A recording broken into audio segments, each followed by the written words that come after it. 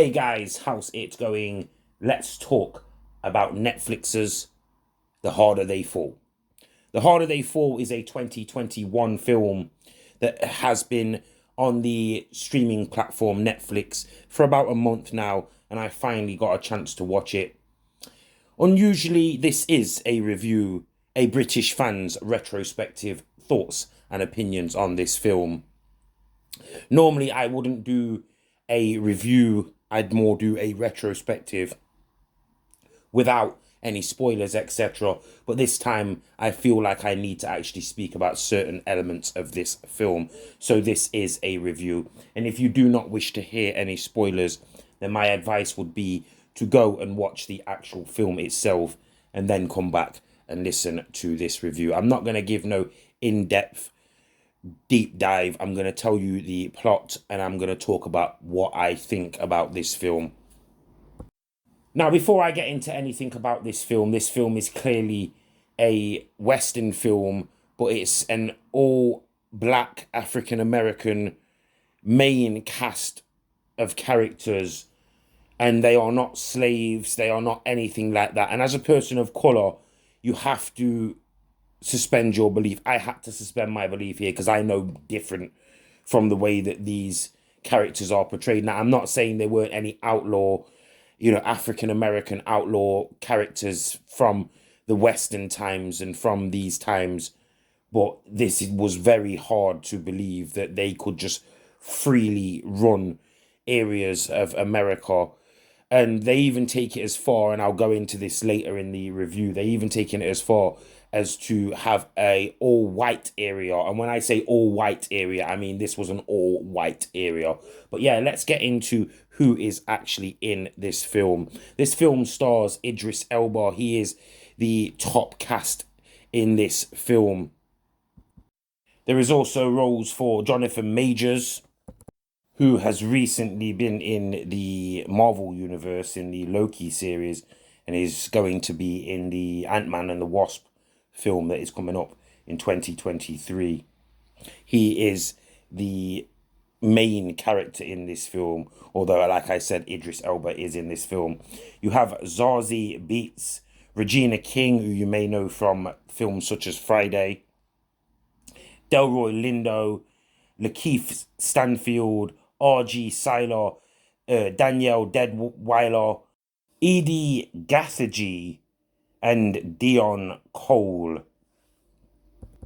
This film is produced by Netflix and it is directed, and the screenplay was written by James Samuel along with Bose Yakin.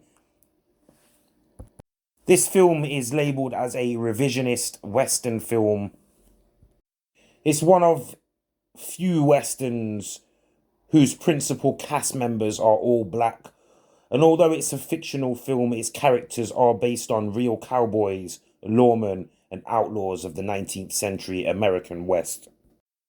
The plot of this film is 11-year-old Nate Love is eating dinner with his parents when Rufus Buck and his associate Cortez arrive.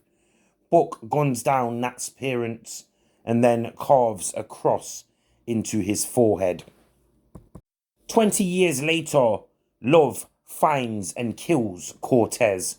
Meanwhile, his partners, sharpshooter Bill Pickett and quick draw Jim Beckworth, ambush the Crimson Hood gang and steal their haul from a recent bank robbery. The lone survivor tells them that the $25,000 they have stolen belongs to Buck, Rufus Buck that is.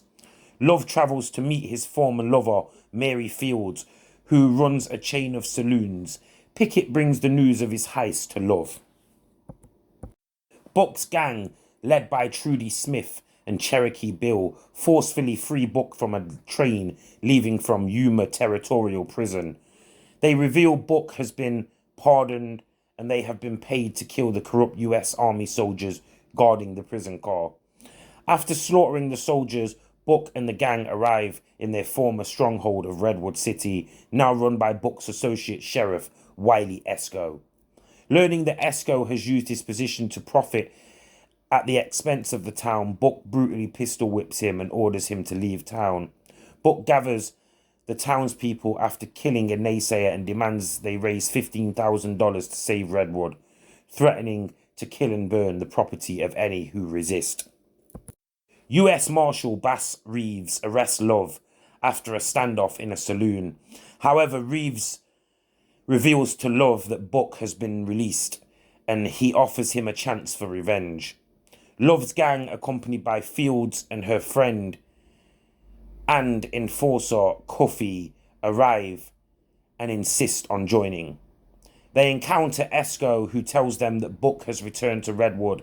Fields volunteers to scout Redwood under the cover of offering to buy Smith's saloon. Love proposes marriage to Fields, but she turns him down.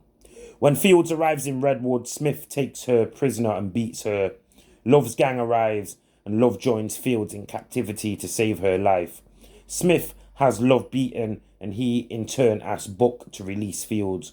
Buck demands Love return the money he stole plus $10,000 as interest, requiring him to rob a bank in a white town. This is where I have to speak about this white town.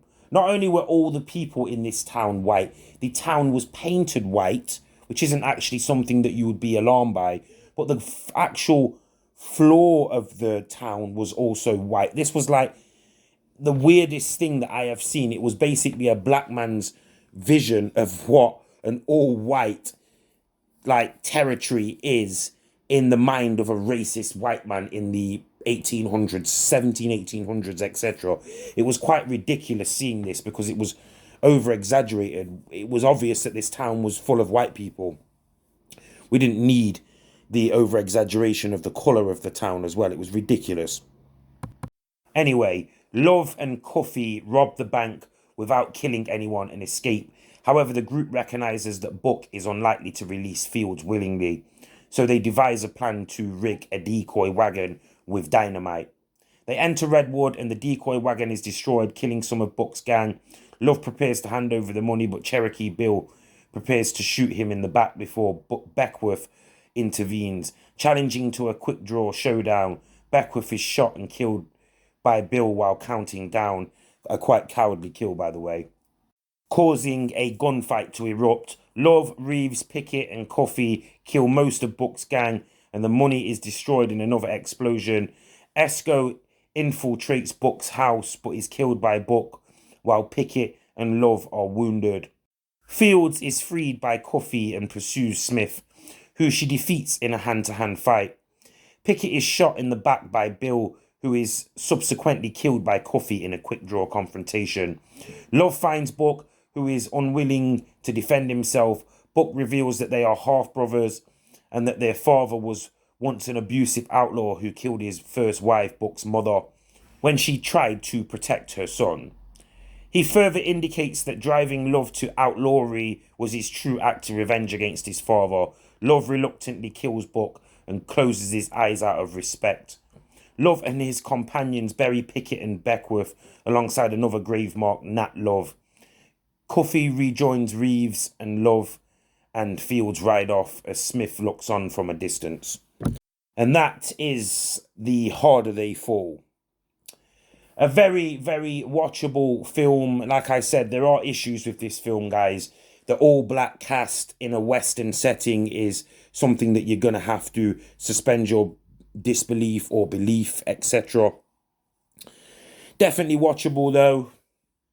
I'm not sure about Idris Elba being a cowboy, American, etc. Obviously we know who he is.